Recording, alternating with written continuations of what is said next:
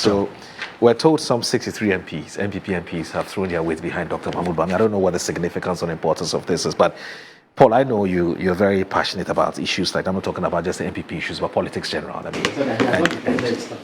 yes, he still has it. He must disclose it on this program. Exclusive. Because technically he would declare. Exclusive, exactly. He was declared. He's hedging a bit too. And not care where the chips, may fall. But maybe at some point he will. No, he must do it today. He must do it today. I don't know what this preventing from doing so. So Paul, 63 MPs, big deal? Well, yeah, I mean, I don't have a vote. I'm not a delegate, so I don't have a vote. So out of 80, what? 87, isn't it? Yeah, out of 87, that significant amount of people, it's a significant number. Okay. And I think that is a feather in the cap of Dr. Bawumia's campaign for this election. The Electoral College, however, is over 200,000 people.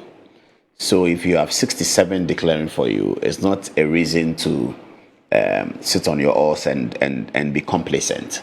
It perhaps indicates that you should work harder. 200,000 people are going to cast a ballot. Every ballot is going to count as one. Majority of the ballots are going to come from the polling station executives. But it's true, these MPs can control influence within their sector. So you are talking about 67 constituencies within... You mean 63 constituencies? 63 constituencies. You're dealing with 276 constituencies, and you're going to be dealing with about 40,000 polling stations.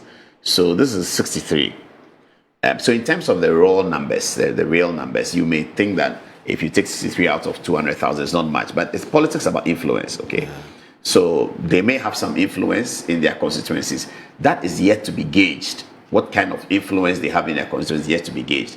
Because these MPs are coming from, the last election they held was a national election where they were voted for as NPP candidates. They were not voted for as candidates within the NPP primaries. For you to use the last election to correctly determine the level of their influence within those constituencies. The election that held was a general election. So the NPP people went out to vote for them.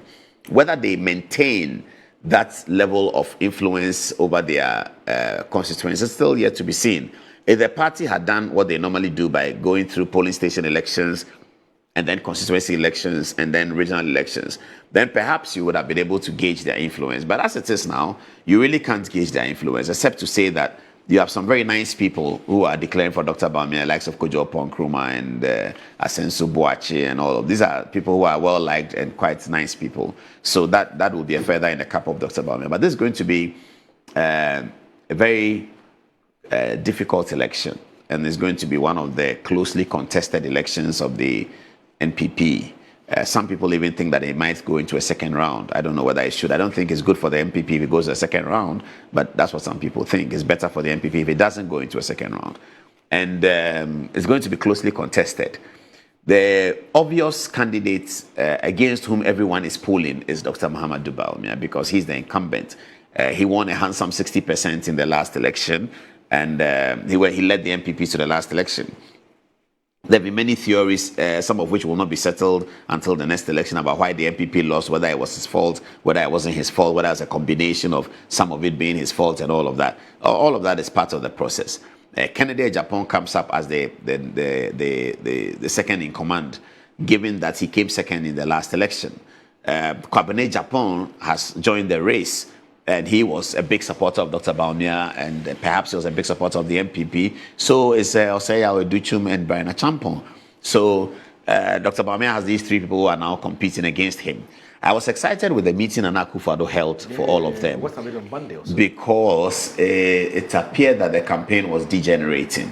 And in politics, you really can't stop that. You're going to have all these things happen because you are running as presidential candidate, but you have many supporters, and your supporters are fighting with another person's supporters. It's like that. It's going to happen where there's no clear, real dominant leader. So I was happy that Akufo-Addo put his foot in and said, look, hold your horses. This is an internal contest. Let's come have breakfast, talk to each other. When the supporters see this, the optics will work on them and it will help. And I can see that since Monday, you've had a minimal vitriolic campaign from both sides. And so, yes, that worked. I think everyone is in a hurry to see the 1st January come and go because it's difficult to even gauge Polls have come out. Musa Dankwa's polls have consistently showed Dr. Bawumia leading and perhaps winning.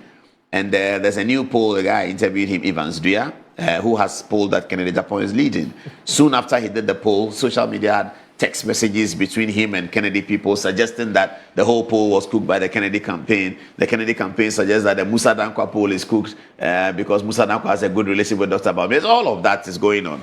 I quickly want that to end. Okay. And so when January 31st comes and then they have there's an obvious elected leader of the NPP, the campaign can really start. What I'm waiting to see is where Felix will stand when the jurors, Deborah and Asidu Ketia, now Professor Jenano Pokwa-Jeman, Idrisu Haruna and all of that. The other day we were here and Felix was playing down what I said about Haruna Idrisu talking about the 2 days later, Haruna Idrisu must have been watching the program. He said, oh, yes. Paul was right. He didn't quite mention my name. But I was actually asking for an interpretation of it and emphasize that Vice President Professor Jenano Pokwa-Jeman is a viable candidate for the process. Haruna Idrisu is saying that knew that Johnson Asiedun Ketia is running for the show. He also knows that Julius Debra is running for the show. He's clearly indicating his preference for the vice president. I'm guessing that Felix, the kind of work he does in the office of it's going to be very difficult for him to look at the vice president if she's interested in running and say that I'm not going to support you. Okay. Ofosu Ampofo is a very important political actor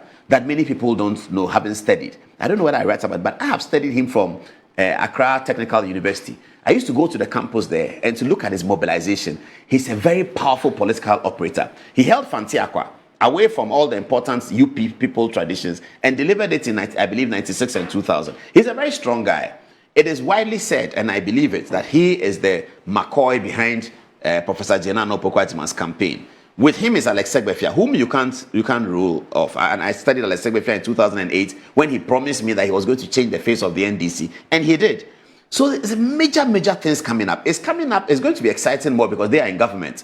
And so 31st January must quickly come and pass. Okay. And I think the best decision that Akufo-Addo took for the NPP was to advise that they should hold the contest early and get it out of the way. Right. So there's a lot of politics ahead of us and we are going to be very excited. So apart from me declaring my stand on the NPP issues, because I'm not a delegate to vote. Okay. So whatever stand I declare is inconsequential. Okay. Felix Kwakye-Ofosu is the government spokesperson, must declare his stand between his chief of staff, who he sees every day, his vice president, who he sees every day, who he thoroughly loves, and perhaps he can link and help us to understand what President Mahama is thinking. All right. And then we get to